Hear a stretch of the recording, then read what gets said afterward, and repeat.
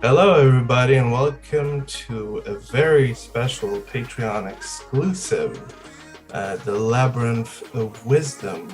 We're going to delve into a lot of topics that were kind of taboo and controversial, pertaining specifically to conspiracies, shall we say, uh, or theories, rather, with artist Alexis Steyn.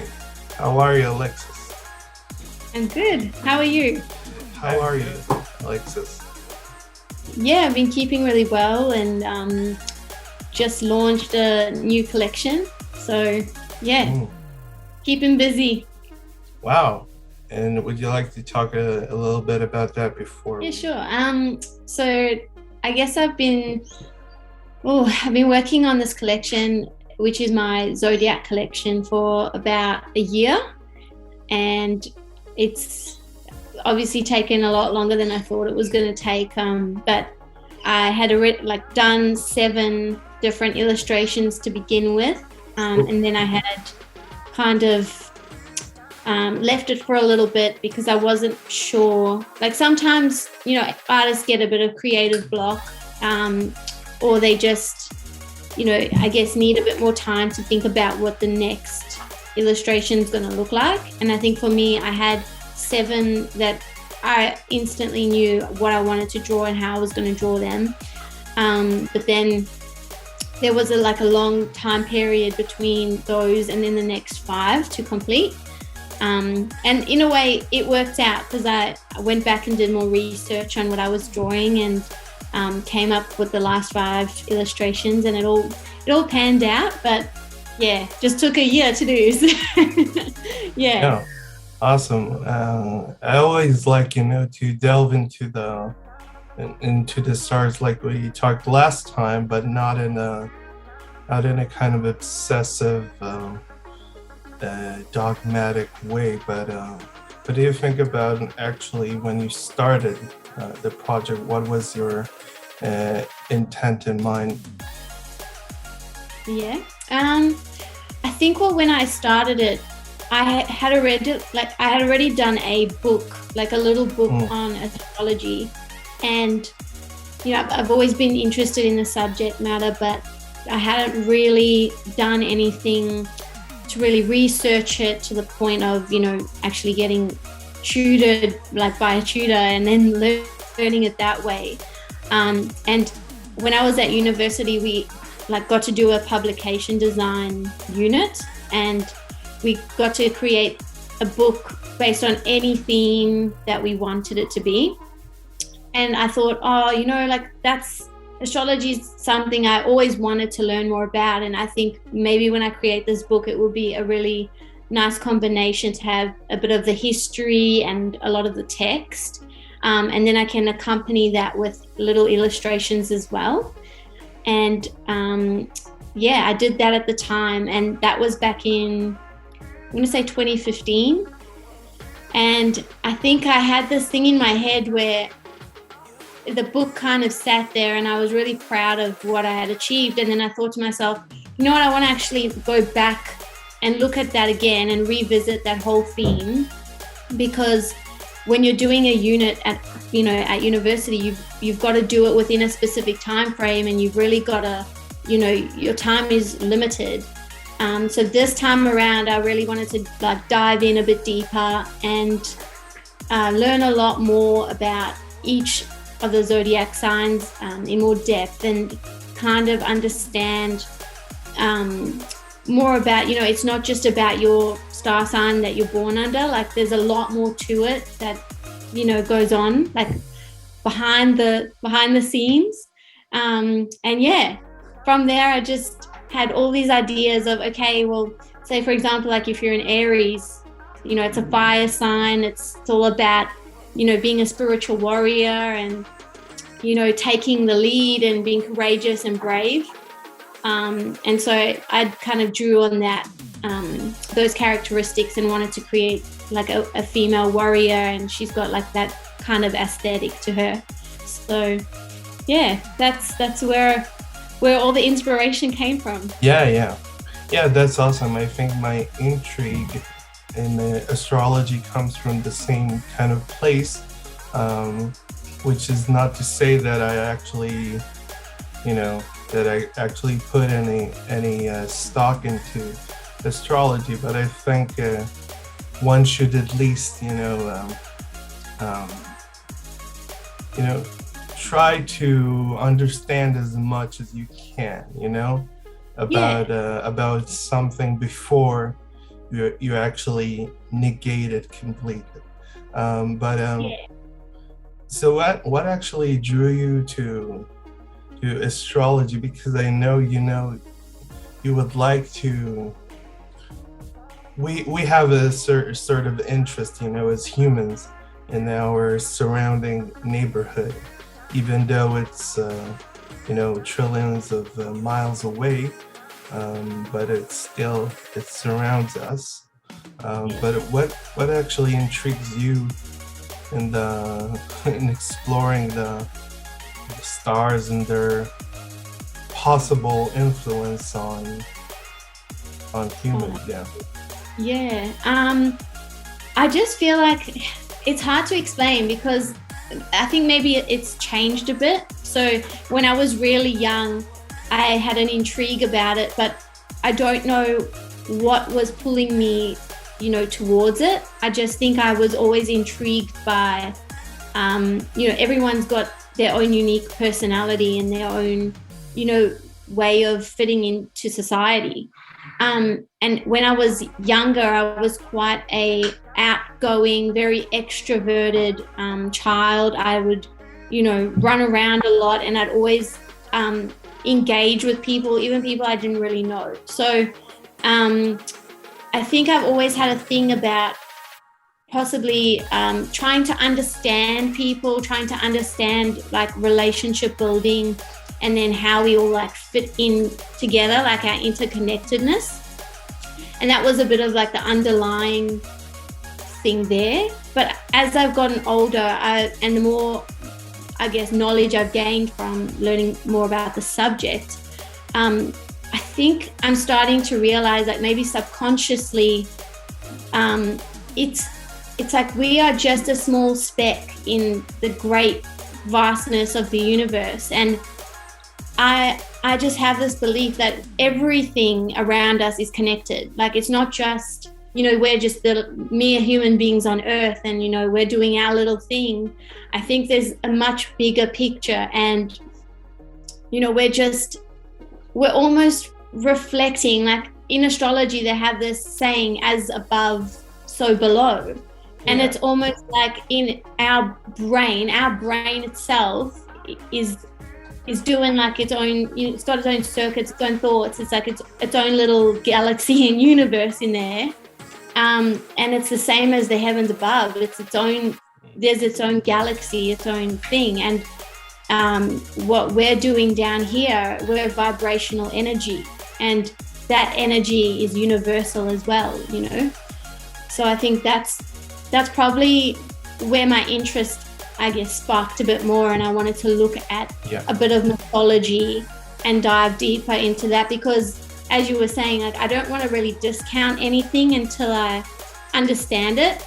And if I don't have an understanding about something and I know really nothing about it, I'm not going to say, oh, it's crap, or it's not real, or it's, I've got to have some sort of research. I've got to know some sort of, information about it before I'll write it off as I don't believe that, or, that kind of thing.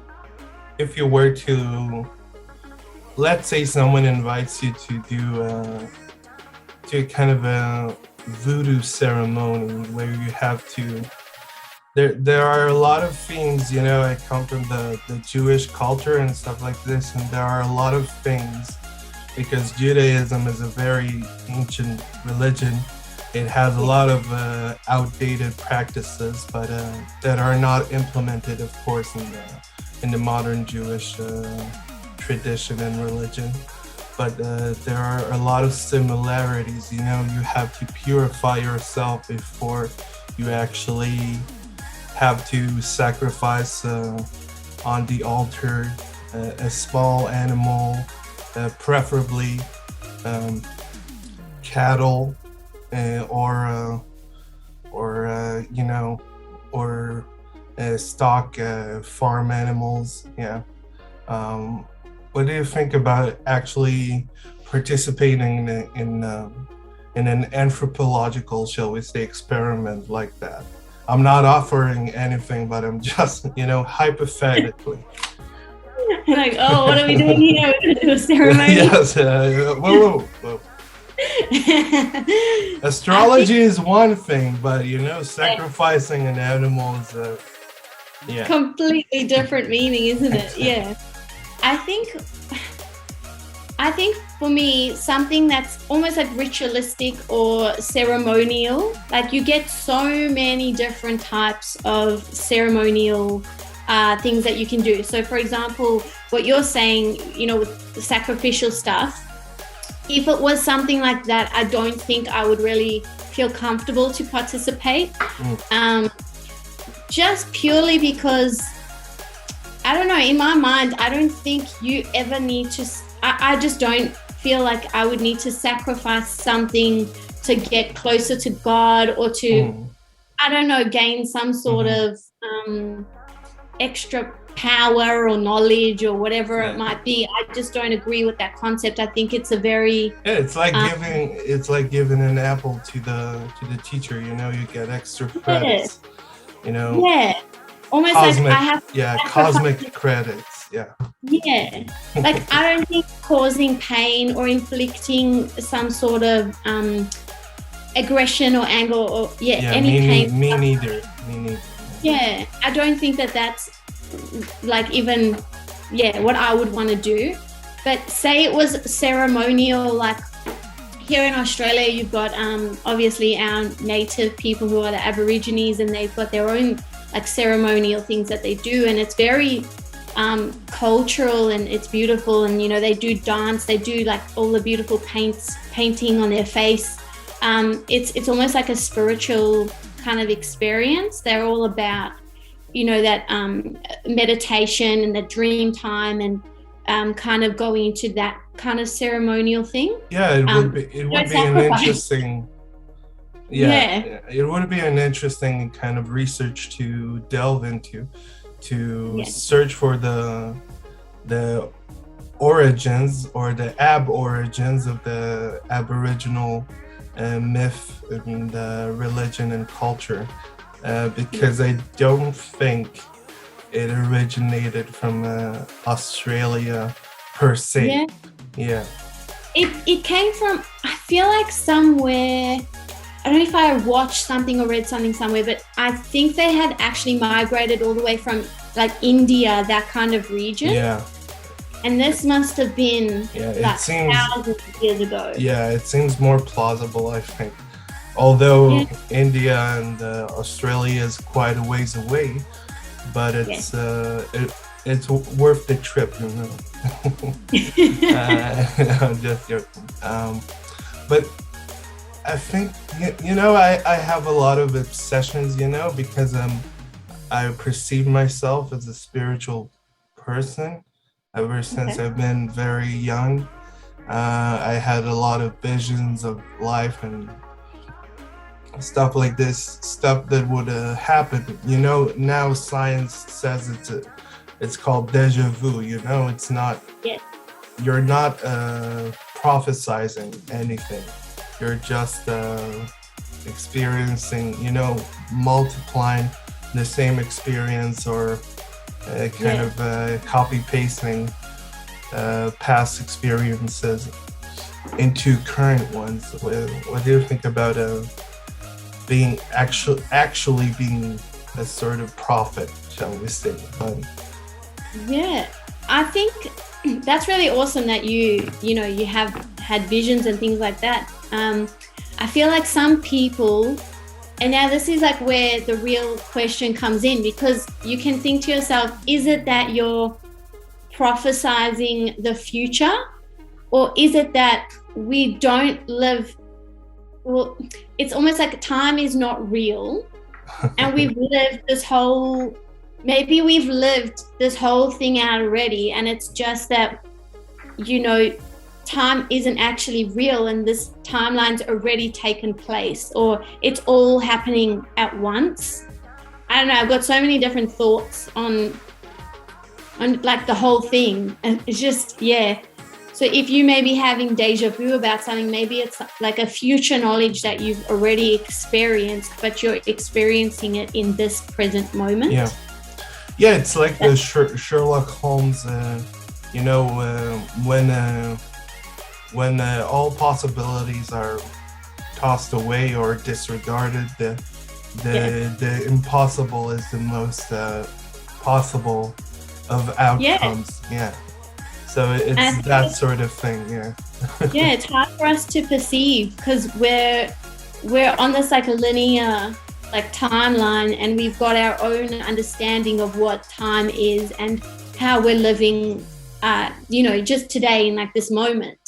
And we obviously don't know anything about the future or what's happening in the future, but perhaps there is no timeline. Like, how do we know? We just know what we can see and feel and sense, but we're not in another dimension or anything like that to kind of see beyond what we can see. Yeah, so, it's a rigid kind of term that humanity coined, that there's a linear progression to time, which is not necessarily the case, but it could be, but we invented it, and Christianity sort of took hold, a monopoly on it, and said, that the time starts in the Annos Domini. I'm sorry for cursing in Latin, but the year of our Lord, where he was born. He was not a Christian, he was a Jew, but okay, you can believe in a false god, and that's fine, because the Jews didn't believe he was the Messiah. Neither did anyone else. That's why he was brutally crucified, unfortunately, which is very bad. He was a philosopher. He was prophet of wrath, like a lot of other figures of his time. But I'm kind of letting myself express controversial things on this platform, as opposed to other ones. But what do you think about that concept that Christianity took hold of spirituality, actually monopolized, the religious sentiments, and actually stole the actual religious brains of humanity in some ways? I do agree with that. And I think it's like in today's modern time, like you can look back at all religions and I think they've all got that same thing. And it's funny because like this is just a generalization, but when you look at very, very religious people, they want to say, like, oh, my religion's right and your religion's wrong. But if you really look at the fundamentals, they're all the same. They're all practicing pretty much the same thing. They're just going about it in a different way. And yes, I do agree. Like there's a spiritual aspect that I think religion has kind of taken and twisted to their own benefit. And we don't learn about, meditation and, channeling the higher self or higher consciousness, or, really getting in touch with your own intuition and that kind of thing. We don't teach that in schools. We don't learn about it unless we, some of us have a natural gift already that we can't really explain. And then, others might like get into that further on as they get older.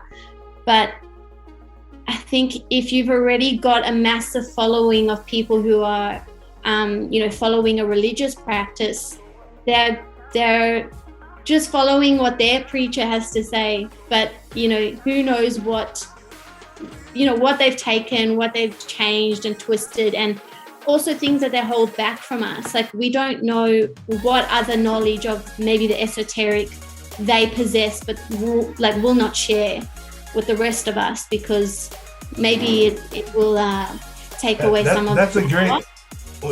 We can pause here, and that's a great transition, I think,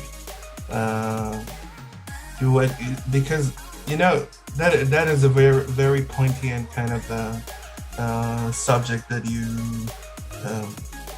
you actually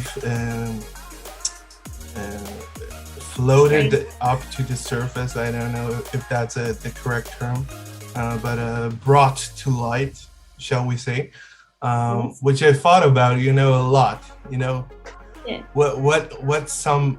I'm not a conspiracy theorist and stuff like this. I don't believe that the government actually I know that the government has to, keep some things bottled up, shall we say.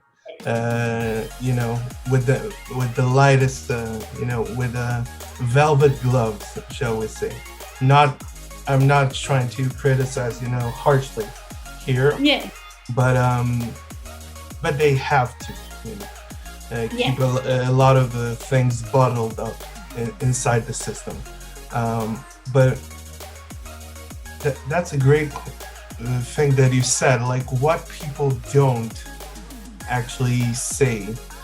Like, whenever there's a kind of a religious leader then pass away, and then all the kind of skeletons come crawling out of the closet creepily late at night, shall we say, during a full moon, during the witch's Sabbath, and everything comes to a head, in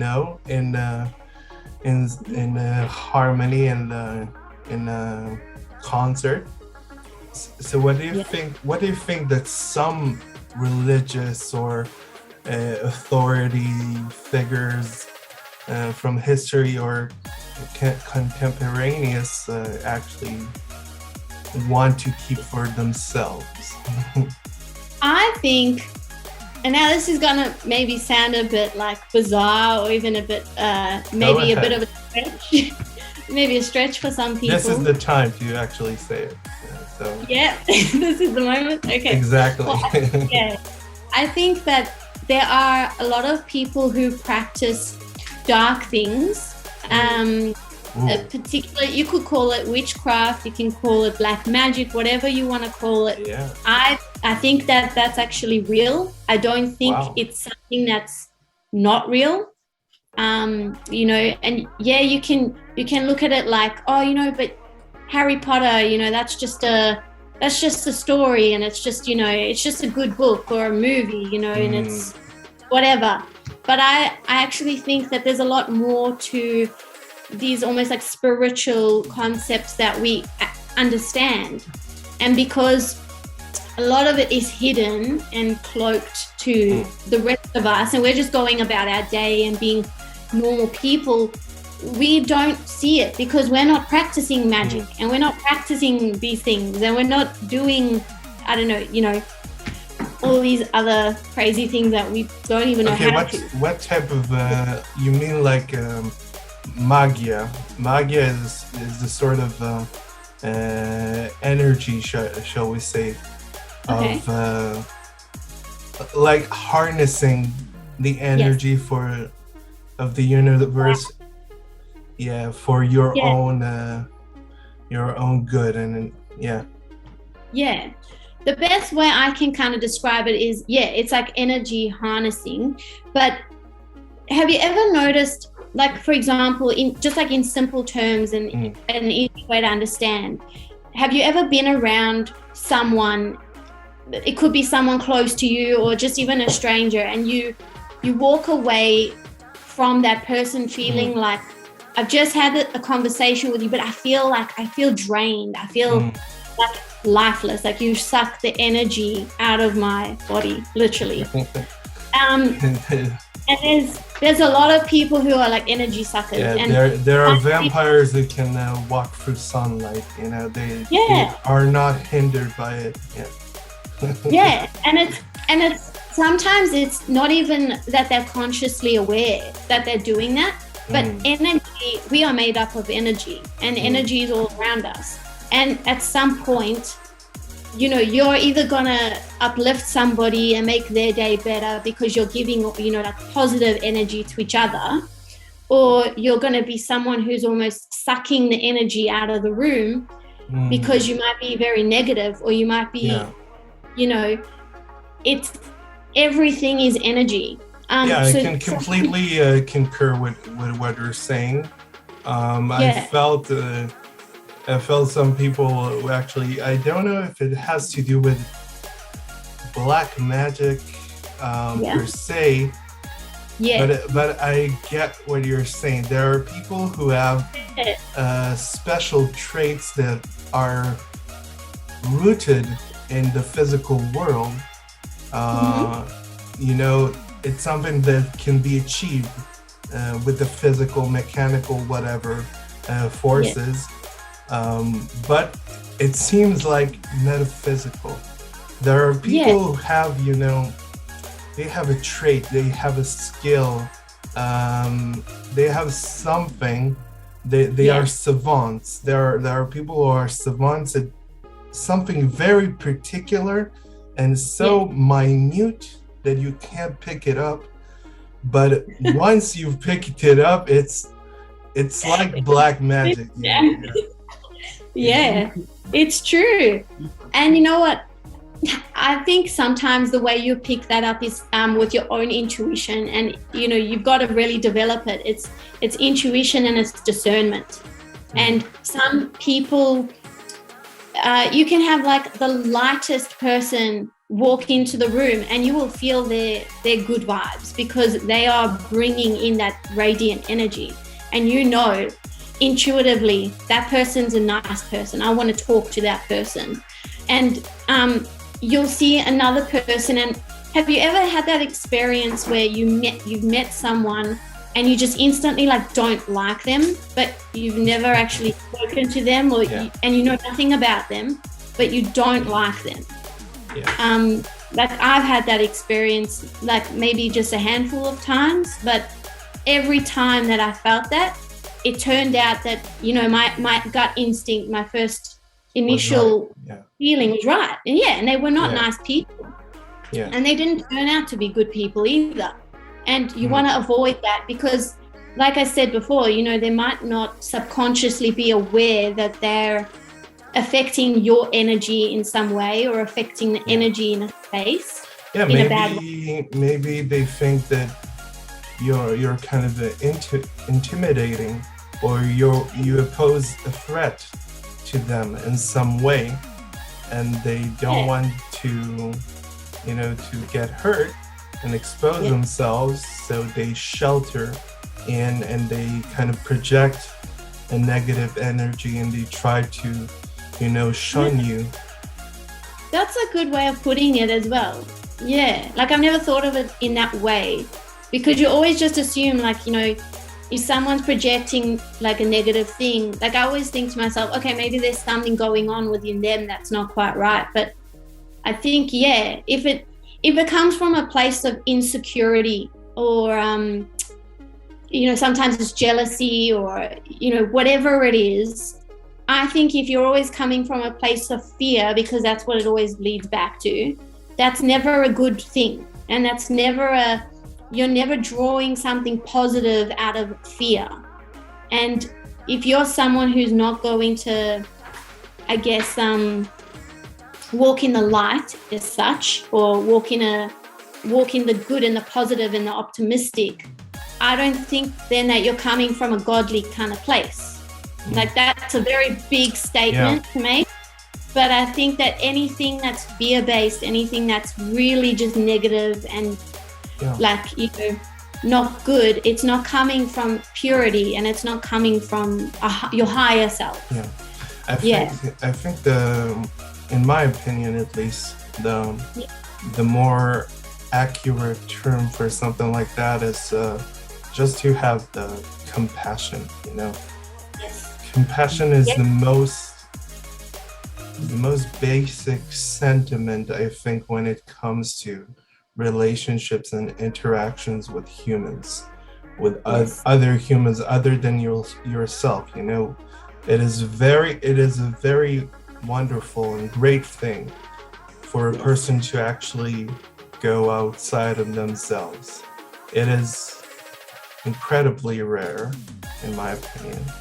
But there are some people who actually, go a step beyond the fray, and they actually, when you get to compassion, I'm not a Buddhist and I'm not a Hinduist, but I think compassion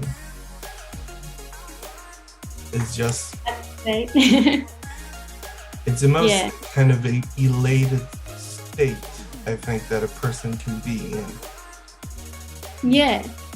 Compassion, it's one of those emotions that I think is almost, I don't want to say it's dying, but I feel like less and less people have this even empathy or compassion or tolerance, tolerance for others. And you're right. Like, if you've got compassion and you can actually look beyond maybe how another person affects you, but you can have compassion rather and understand it's not about you, it's about their own inner problem.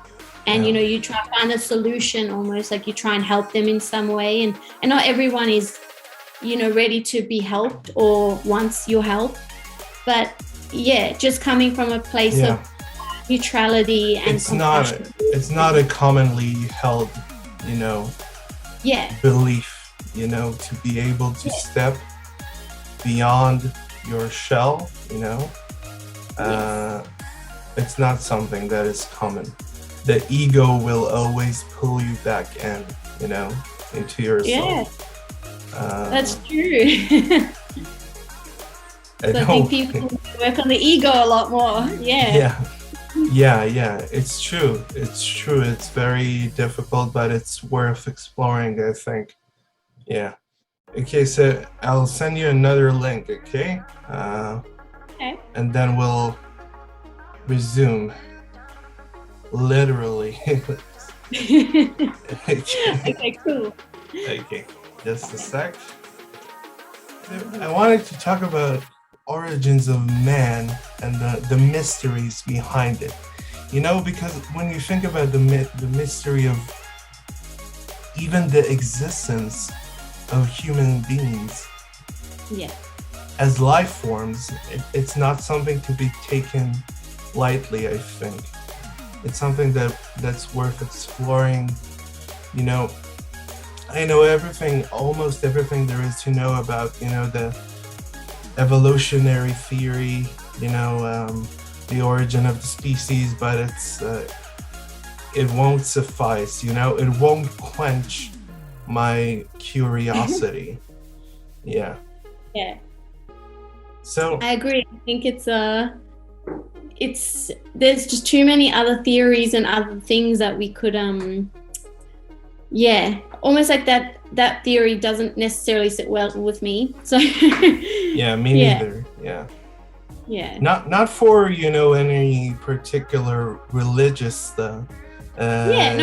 circumstances or reasons, just pure scientific reasons. I think there's a big lacunae, that's an academic word, lacunae, in the research, which hasn't been filled in any form or capacity, to my mind at least. Not by any, renowned scientists, and not even obscure ones, shall we say. It's a mystery, I think, that will hang in there and dangle, shall we say, like a Damocles sword over humanity's and researchers' brains for many decades to come. Yes. Yeah. Yeah. So let's try to pose an alternating theory Okay. to the theory of evolution here from our basic, world inner perspective, our accrued knowledge. Yeah. Yeah, let's do it. Yeah. So, yeah, I don't know. For me, it's an interesting one because, I think everyone has at some point asked, like, where do we come from, and what are we here for, and what is the purpose, and Yeah, those are more philosophical questions, which are, they are worth addressing, but I think we need to, we come from the humanities, I implement the scientific method. I make use of it, but my kind of natural status, I'm a poet and an artist and a playwright. I've written several stories, and I'm working on a book and stuff like this, and I'm oriented, my muse is Calliope, is the muse of the epic, and I'm a very and my essence is sort of straddles between Dionysic and Apollonian at all times. But people who haven't read Friedrich Nietzsche wouldn't be able to actually concur or with that feeling. But what do you think of in my opinion, that like humanity formed, or okay, it formed from small tribes. Okay, I agree with that type of statements.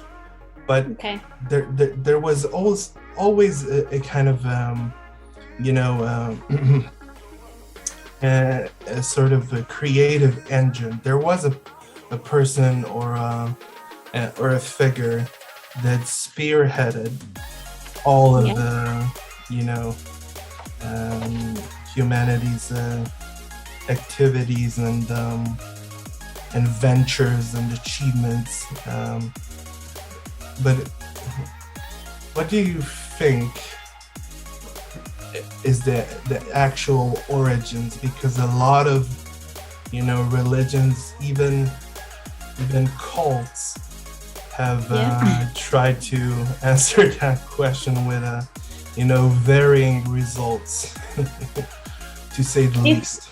Yeah, it's like a hard one because I just don't like, in terms of evolution, I don't agree that we came from apes. I don't that's just my opinion. I don't, it just doesn't resonate. It doesn't feel like that's the truth. And yeah, I guess from a scientific point of view as well, I just don't see how, considering, we're supposedly, that only like a couple thousand years old or so, supposedly, yeah, but like, it's not a couple of thousand of years old. It's like Roman times, and the Romans were completely modern humans. They were insane, but they were modern day. So how would that make sense?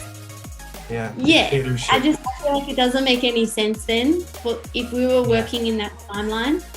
So it's either, if evolution was real and it was, and we did come from apes, and that's 100% what it is, we would have to be a lot older and come from a much longer time than we think we have. And I think, like, humans are evolving, obviously, like evolving in our own way. Your cells change, your DNA is changing. Modern advances in technology are also making sure that we're evolving. But whether it's as radical as, coming from an entirely different species, I just, Yeah. I don't see it that way. But Yeah. I'm not opposed to the idea that, perhaps humans did, maybe come, as you say, in small groups, from the creator. I definitely believe we have a creator and a source of all life. Yes.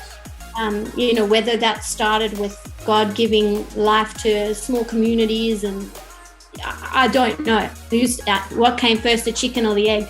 I guess we'll never know. But I'm not opposed to the idea of, other different, aliens out there and other, I guess, ETs. Yeah, why not? Why not? Even the Pentagon is, releasing a lot of information and dossiers about, sightings or possible sightings, and, rough statistics and photos and stuff like this.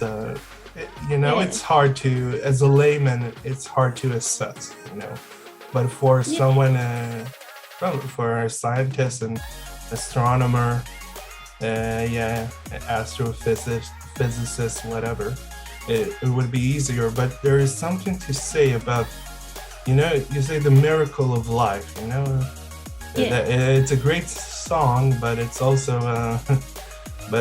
a great theory, the miracle of life, where like I don't agree with a lot of stuff in the Bible and with religion in general, and I've looked into it. Okay, I'm not a shallow reader. I read for the margins, and I don't agree like that the universe came from nothing. There had to be some sort of, of intervening force. Yes. Like but how? It's insane. Just to think about how humans evolved. It's insane, because the human as an organism, it's a different type of biological organism than any other found in nature. It is unfathomable. Sometimes I think we could have had, aliens from other places mix with us. I don't know. I don't discount it, because we've got Judaism doesn't discount it as well, because the Bible talks about specifically, explicitly, it's not implicitly, explicitly talks about, the sons of heaven mixing with the daughters of earth. It's very weird and crazy, but it appears, in print, black on white, in the Bible. Maybe it is. Maybe it is. And we don't know, because it's insane. we can't go back in time and see what really happened, unless you're, I don't know, some sort of channel. I don't know, and perhaps there is some channels out there who really can see into the past. Who knows? I'm not one of them, but just thinking about all the possibilities and what could be. If we are a lot older than I think we are a lot older than we've been told. Who's to say that there weren't other sort of species around to mix and mingle with us? Who's to say that we are, the full humans that originated from Earth? I don't know. Maybe we are, maybe we're not. We've got a lot of different strains of DNA, and a lot of them are they're alien. They're not, as you say, we're not exactly made up of the same stuff as little big things on Earth. So. Yeah, Neil deGrasse Tyson likes to say, "We are stardust and stardust." We actually are, yes, and it's a great movie. I think also, if you know that book series by Neil Gaiman, She's awesome. Yeah, Stardust. But it's a good movie also. It's kind of kitschy, but in the good way. The sort of early 2000 kind of, kitsch, that I like. The type that I like. If you've ever seen, if you've ever seen Stargate and stuff like this, and I love those sort of science fiction, cult, mystery infused narrative. Yeah, that's true. They've always got something interesting, like a different kind of perspective as well to offer. So and I'm open to hearing different sides of everything, and then I feel with people who are maybe stuck in their beliefs, or who are also just, I guess, taking things from here and there, the best thing that I can say with that is just to look at it analytically, but also just to feel like what resonates and makes sense to you, because what is taught and what we understand, it doesn't always make sense. And, like you said, you don't necessarily agree with a lot of the things that they've said in the Bible, or even, just things that they've taught us. And if that doesn't make sense to you, then I guess why must you follow that? But I think that in order, I come from a rationalistic kind of empirical stance point of view. I hail from academia. I have all those accolades in my name, and I try to uphold the scientific method whenever it's possible. But I'm also, suspicious of just believing in it. Just, you don't understand what you are actually prescribing to in belief, in your personal belief. You haven't checked. You haven't done, the actual groundwork for your belief. Because it's all a preconceived thing. Like, you're just told from an early age what to believe. How do you know that even what you believe is real? Because it was a thought put in there by somebody else. And it's worth exploring, it's just worth exploring. And I think you will come out stronger on the other side when you do.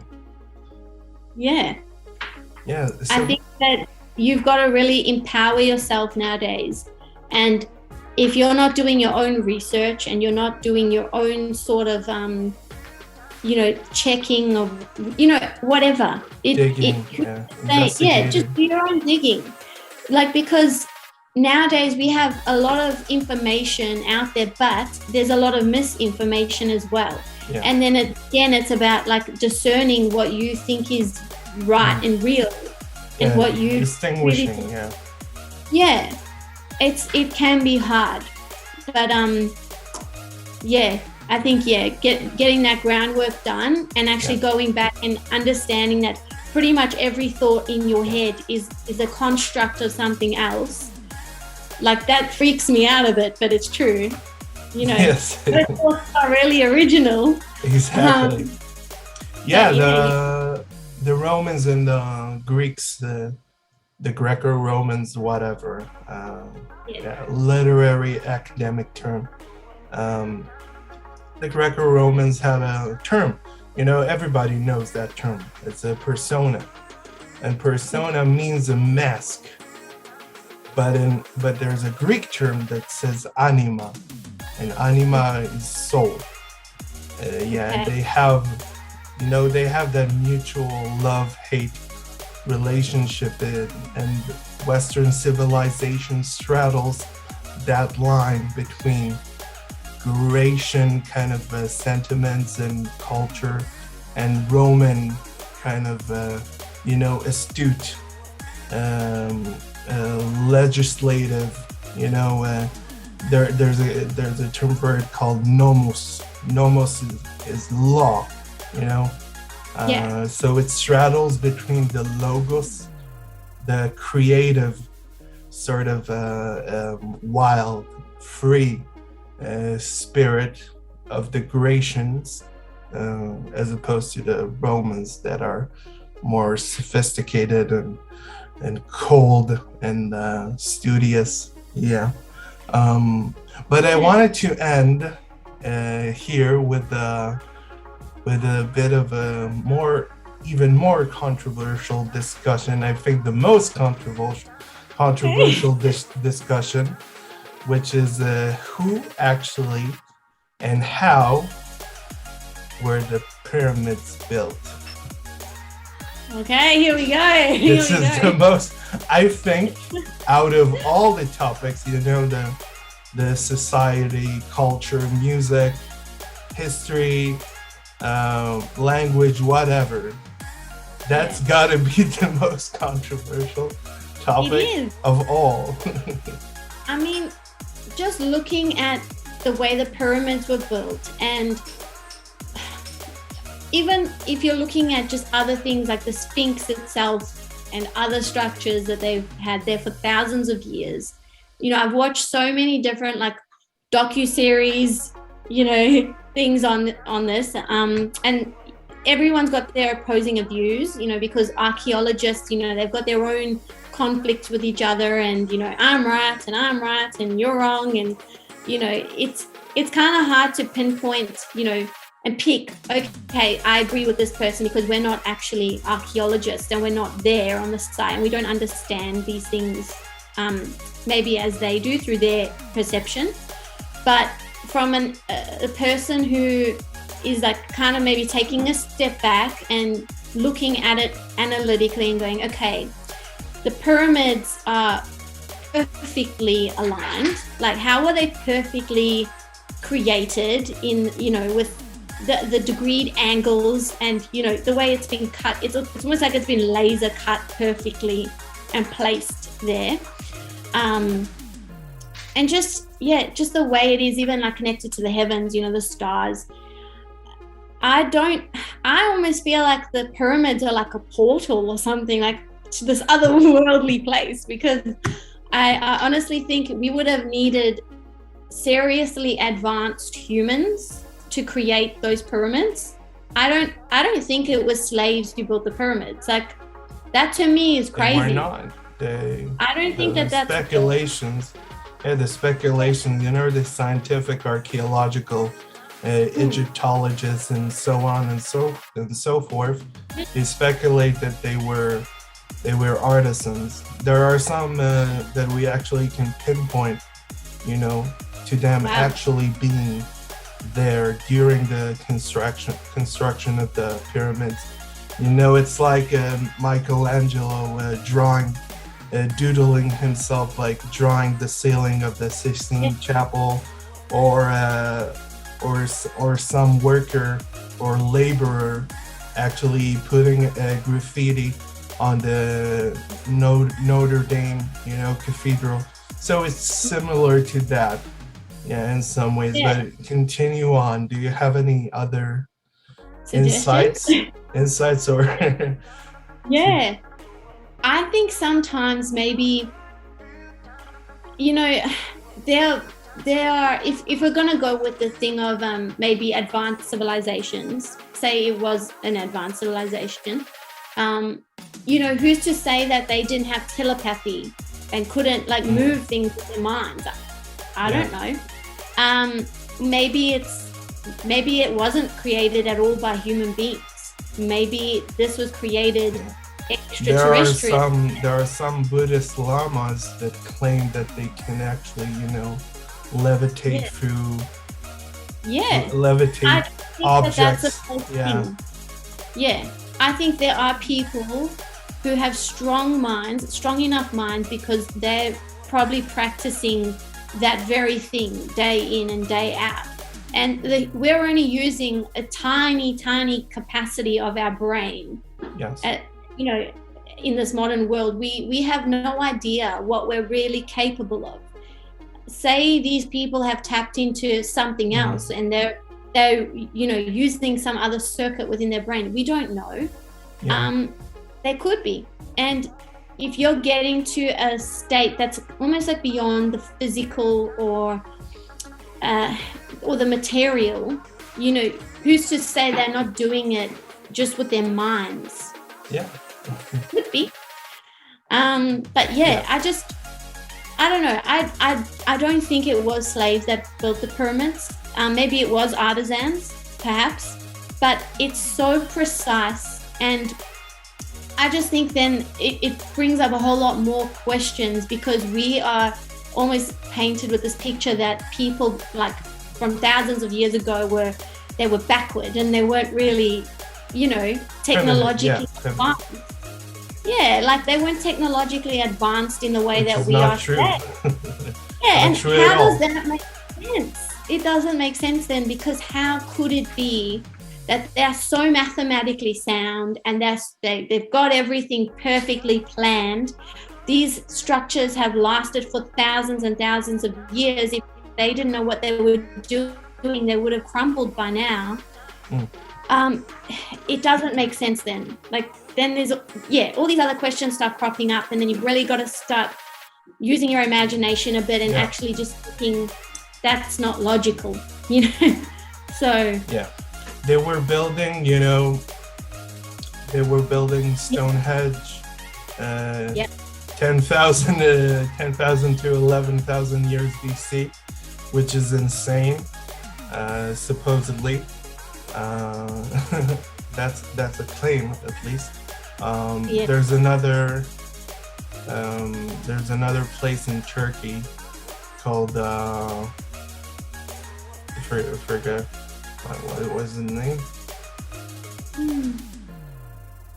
I forgot the name of the site, but it's dated, or carbon dated or whatever to 12,000 years, and it's a kind of a stone circle and altar with 3D kind of animal figures carved, etched into the columns. It's very beautiful to see, because they are 4 or 5 meters high and stuff like this, and maybe people who don't use the metric system, it's about 15 feet or along those lines. But they're in ancient Mesopotamia and Babylon and Baalbek and places like that. They were building like monumentous columns. They were probably 40, 50 meters high. It's around 100 feet or so. I've been to Baalbek, and it's insane. Like, if you see it really is. It's you can't explain it. Like, you actually cannot explain it. And we went with like a little guide that was at Baalbek, and he said to us when we walked in, like, oh, do you want me to take you on the tour? And we thought, like, you know what, like maybe we should just do the tour, like, because we can look around the site and we can, gather what we can, but it's not going to be the same sort of information. And I'm so glad that we actually said yes to him, because he had a wealth of knowledge on this site. And then we eventually said to him, like, who do you think built this structure? Because you've been like around here constantly. You've seen these structures like day in, day out. What do you think? And he said he thought aliens came down and built it, because he was literally convinced that it was aliens. So, and why not? Yeah, the Mesopotamians believed that their temples came from the heavens. It was very like when you say like they come from the heavens as well. We don't even know what the true meaning behind that is. There's a lot of what ancient texts have is, it's very symbolic, and it's almost like a hidden meaning, and you've got to go back in your own head and kind of try to figure it out. And we've got no clue. Yeah, you really got to. You really dig deep. So. Yeah. Well, like regarding the well of knowledge, like Immanuel Kant said that, if we take or we accrue the entirety of human, potential, knowledge, traits, skills, abilities, perceptions, perspectives, personalities, whatever. The entirety, the encompassing a compendium of humanity. Humanus universalus. Sorry for cursing in Latin again. But he would say, like, we would be able to find an answer for all the questions and solve all our problems on our own without the kind of the intermediation of a higher power or being. Do you think that can be true, or do we have to have that extra layer, that help from the universe? Ooh, I feel like it's all intertwined and interconnected. So, I believe that, we're like just a vessel, and I just have this belief that like God works through us, and we have our purpose and we have our divine mission, or whatever it is that you want to believe. Like, I just believe that we're here for a reason, and there must be a reason and a purpose for everyone. And if you're looking at it from the perspective of, you're just the vessel, and God's almost working through you, or the universe is working through you, then yes, all of the answers are going to come from that universal kind of knowledge. Are human beings just, I don't think we're separated. So I just don't think we'll kind of understand it from that, we'll just get there by ourselves. I think we might come to some sort of idea about things in our own consciousness, but that is going to be through maybe reaching the next vibrational energy, or reaching that next level of consciousness. And that has to do with the universe as well. Yeah, it's interesting.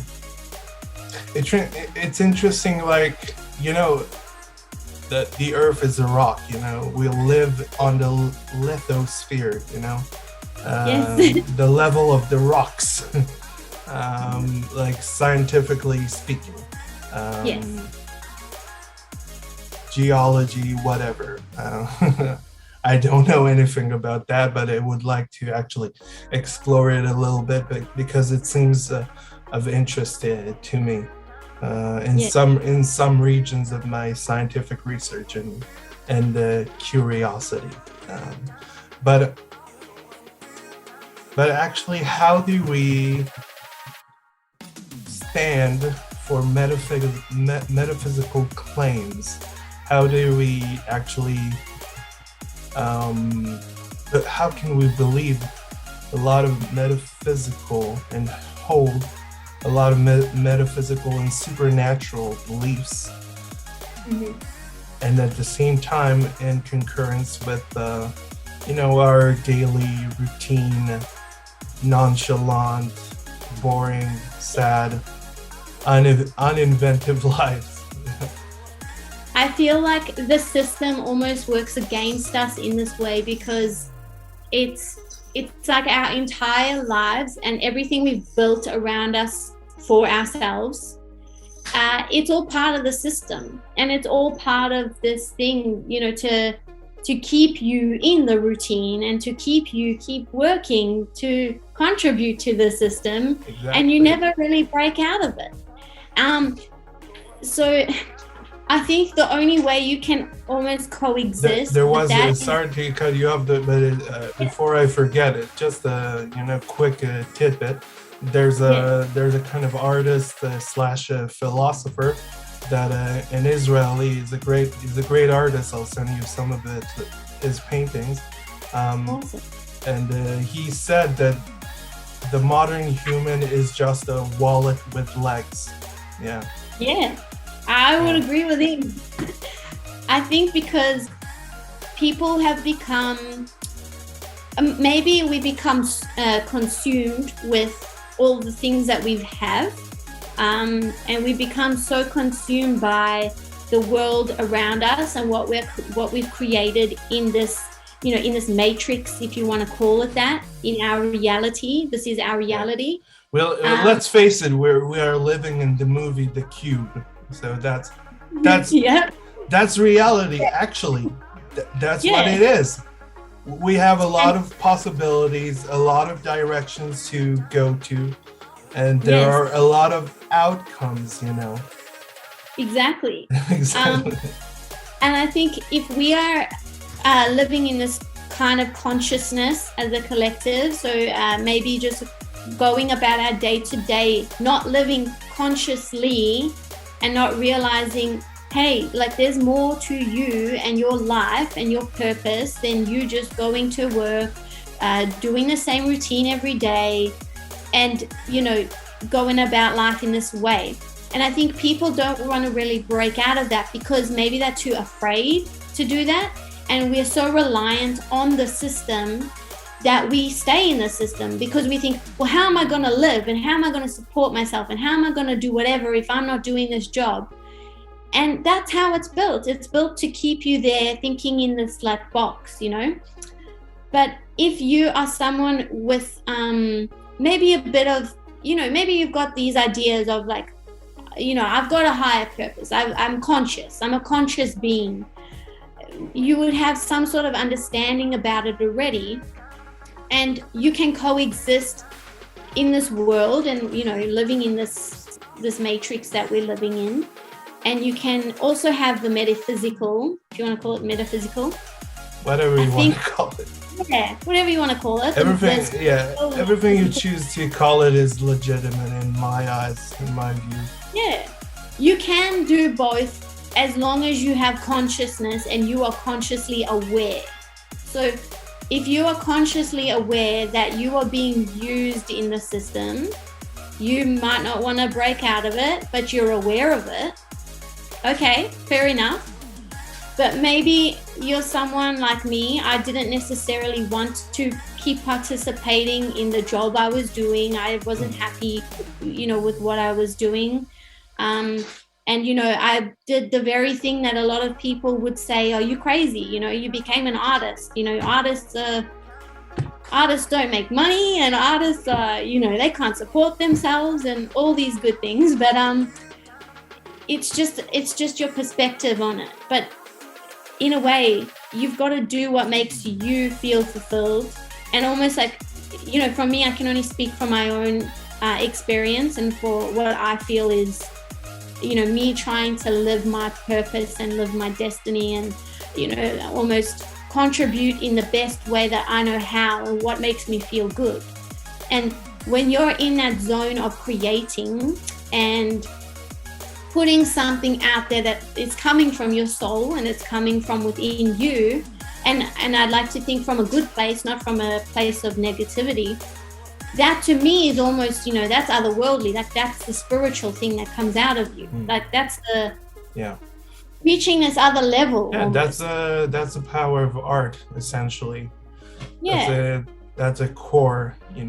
What stands in the core. We talk about Altamira, and there are a lot of other examples. Lascaux with the French accent, the cave. The French caves that were discovered, I think, in 1938 or thereabouts, or even earlier, a bit earlier, yeah. 1889. Well, it doesn't matter. they are there, and the examples are just breathtaking, overwhelming. So. Just one last thing. What do you think about the power of art to create metaphors for humanity? Well, I think the power of art is like actually so huge, and people are almost going through life not really realizing how much they're being influenced and how much are being influenced by art and design itself. Because if you really break it down and you think about it, I would really think that artists are the most influential because we're creating culture and we're creating, we're creating the buildings around you. That's an architect doing that, we're creating the theme, the culture of, of today, the modern time. And whilst it gradually changes and it slowly changes, it's almost like unnoticeable to people because it's slowly adjusting and changing, and you go through all these different movements. We went through like Baroque, and then Renaissance, and then there was Cubism, and all those sorts of good things. But that did shape culture, and it did shape our perspective on things. And the same can be said for today. And it really did. You got so much around you, and everything around you has been crafted by the builder or the creator, or the artist. And people don't actually realize how important that role is in our society, because art isn't just the painting behind me. That's not where it begins and it ends. Art is like everything. It's everything around you. It really is. Okay, thank you, Alexis. We'll talk